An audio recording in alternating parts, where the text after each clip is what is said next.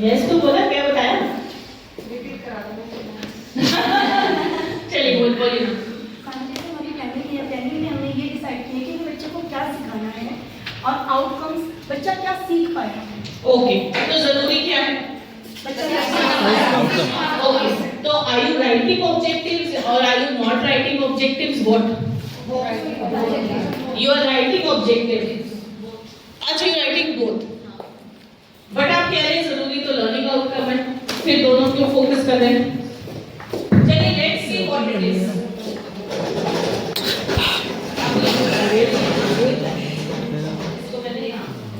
Learning objective कैसे शुरू करते हैं? जल्दी से बताओ, बिल्कुल क्लिक कवर करो। स्टेटमेंट क्या है स्टार्टिंग वाली?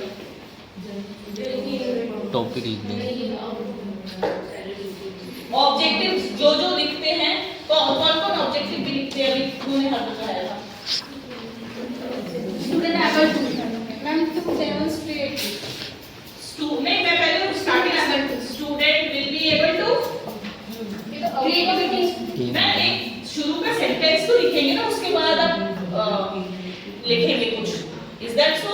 Yes ma'am. No ma'am students will able to the outcomes. Okay, तो यहाँ क्या होगा? मुझे मैं तो उसकी बात कर रही हूँ ना पहले।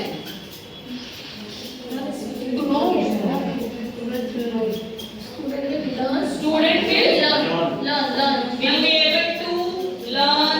नो बोला किसी ने? ये क्रिएटिविटी अंडरस्टैंडिंग।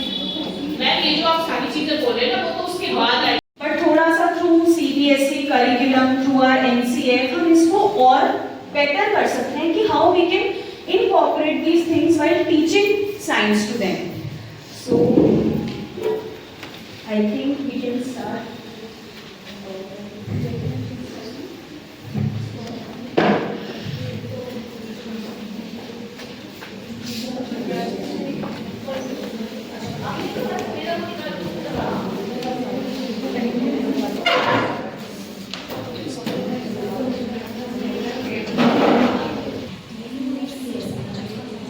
हमारी बात है वो तरीका हम 365 लगाते हैं राउंड पूरा करती है, तो 365 से तो हमारा पूरा हो जाता है क्लियर। तो 1/4 है ना, जो वो 4 सालों में एक बनता है, तो वो 1 डे की ऑलमोस्ट नीट ईयर भी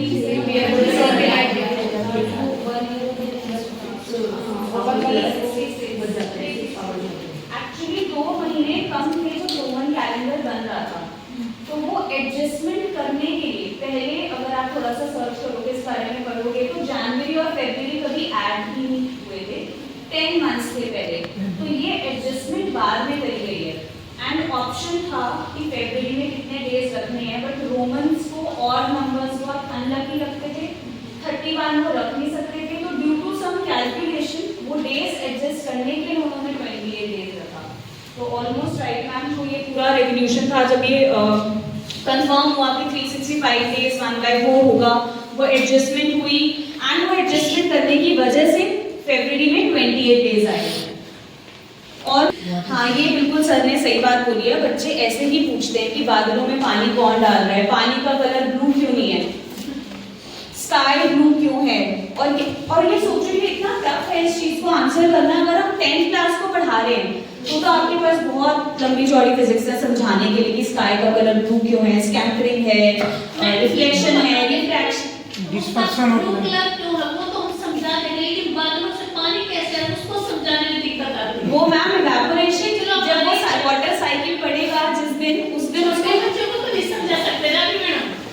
हाँ, फिर हमें उन्हें कहानी सुनानी पड़ती है, फिर कोई ना पता कोई। कि कैसे आया। हाँ, फिर हम वहाँ हमारी कोशिश रहती है कि जितना हम उनको, जितनी लॉजिकल कहानी हो सके, जितनी हम उन्हें समझा सकें, और हमें भी उनके माइंड में मिसकंसेप्शन नहीं क्रिएट करनी चाहिए। या अगर हम उन्हें कोई बहुत साइंटिफिक कॉन्सेप्ट नहीं भी बता सकते, तो एटलीस्ट हमें उन्हें नॉन साइंटिफिक या मिथिकल चीज नहीं बतानी चाहिए जो उनके दिमाग में रह जाए।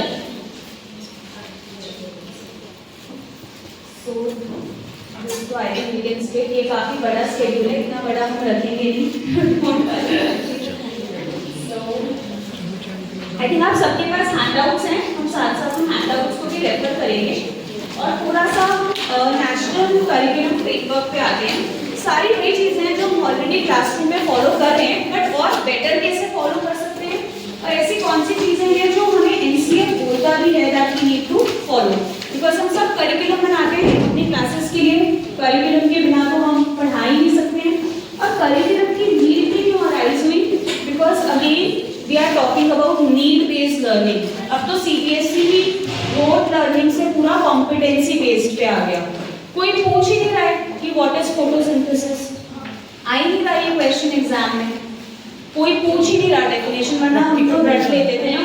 प्रैक्टिकल बेस्ड पेपर आता है ना मैडम, थ्योरी बेस्ड तो बहुत कम थ्योरी बेस्ड कुछ है ही नहीं, और यही स्ट्रगल बच्चे फेस भी कर रहे हैं। और इसके लिए हमें उन्हें प्रिपेयर भी बहुत एलिमेंट्री लेवल से करना पड़ेगा। एकदम से अभी कुछ साल पहले भी हम अपने स्कूल में नोटिस कर रहे थे, सभी ने एक चीज नोटिस करी होगी, एजर्शन रीजन क्वेश्चन आता है, तो हम उसे 9th में अपने स्कूल से साइंस के क्वेश्चन ले कर रहे हैं, वी वर इनकॉर्पोरेटिंग क्वेश्चंस, तो हमने देखा कि हर कोई गलत कर रहा है इसे।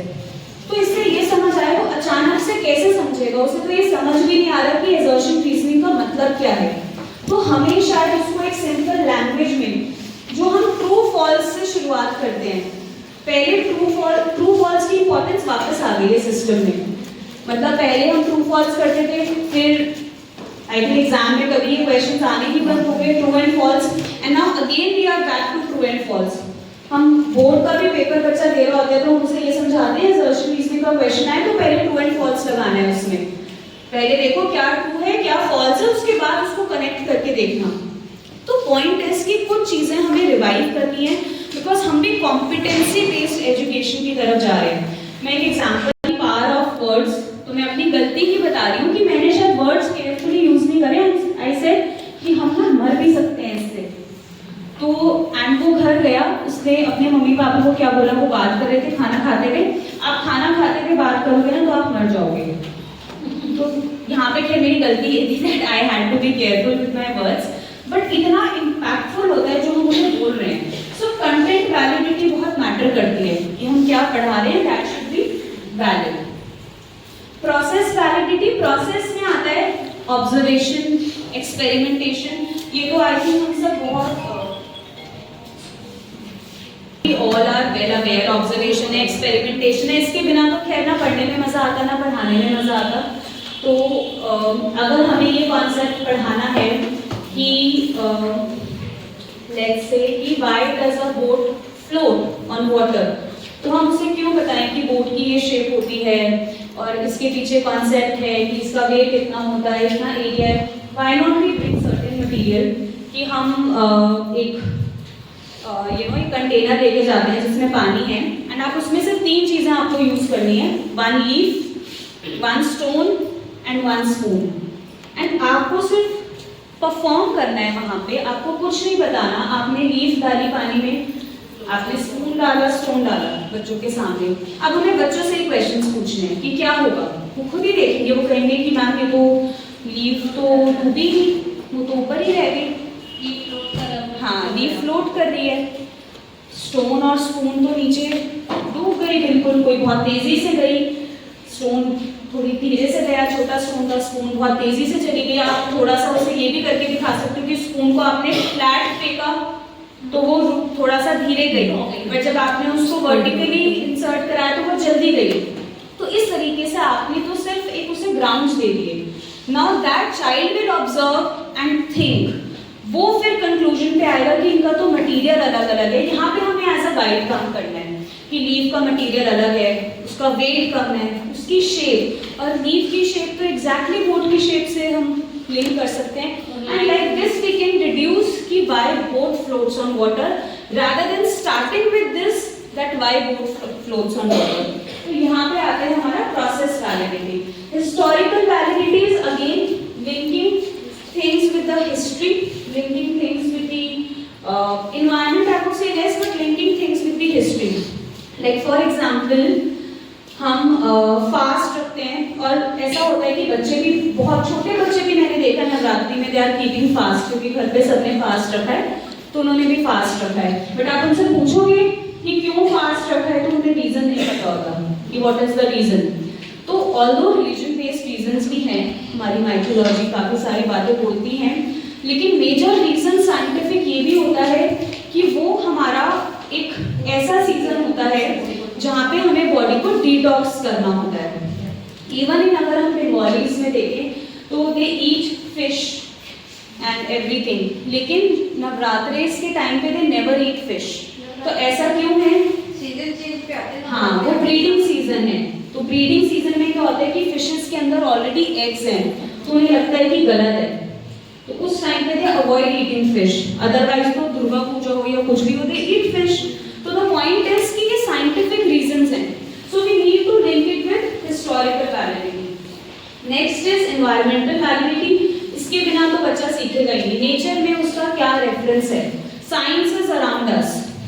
अगर आज आप उसे बता दोगे कि एक इंसेक्ट के 6 पैर होते हैं, तो वो घर जाके उसको वो मच्छर मार के चेक करेगा कि उसके 6 पैर हैं या नहीं है, पीछे पीछे जाएगा उसके देखने। अगर आप उसे बता दोगे कि लीफ की इतनी तरीके की शेप होती है, तो वो जब क्रिकेट खेलने जाएगा पार्क में, तो वो देखेगा कि क्या शेप है, क्या कलर है। एक बार मैंने बच्चों को बताया और पूछते कि लीफ एक साइड पे डार्क ग्रीन होती है, एक साइड पे लाइट ग्रीन। बहुत बार की बात थी कि हमने क्लोरोफिल से लिंक करा और सब कुछ, बट वो बच्चों ने ग्राउंड में जाके देखा कि हाँ, एक तरफ तो लाइट ग्रीन है, एक तरफ डार्क ग्रीन है। एथिकल वैलिडिटी अगेन मिसकंसेप्शंस हमें अवॉइड करने चाहिए। एथिकल ग्राउंड्स का ध्यान रखना चाहिए। कोई भी बात हमें ऐसी नहीं बोलनी चाहिए। जैसे बहुत कॉमन क्वेश्चन बताती हूँ मैं, जो आई थिंक हर लेवल पे बच्चे पूछते हैं, शायद आपसे भी पक्का पूछा होगा। बच्चे लंच शेयर करते हैं हमारे साथ आकर, तो कभी बच्चों ने आपसे पूछा कि मैम आप वेजिटेरियन हो या नॉन वेजिटेरियन, या सर आप वेजिटेरियन हो या नॉन वेजिटेरियन। और उस टाइम पे कई बार हमें नहीं समझ आता, हम वेजिटेरियन होते हैं तो हम बोल देते हैं, बट अगर हम नॉन वेजिटेरियन है तो हमें सोचना पड़ता है कि क्या हम बच्चों को ये बात बताएं या नहीं बताएं। और बताते हैं तो एक्चुअली बच्चों के दिमाग में there is this thought that eating non vegetarian is not good, या they link it to religion and everything. The point is we cannot argue with them. We should not. हमें उनका माइंड फ्रेम नहीं change करना है, because आप जो बोलोगे वो बातें घर जाके भी बोलेंगे। बट हम उसमें we can add science to it. वहाँ पे हम उन्हें एटलीस्ट ये वैल्यू सिखा सकते हैं कि बेटा रिस्पेक्ट ईच अदर ओपिनियंस। आप नहीं खाते हो या आप खाते हो, ये आपकी चॉइस है। It is all about choice. इसमें कुछ ऐसा नहीं है कि ये खाना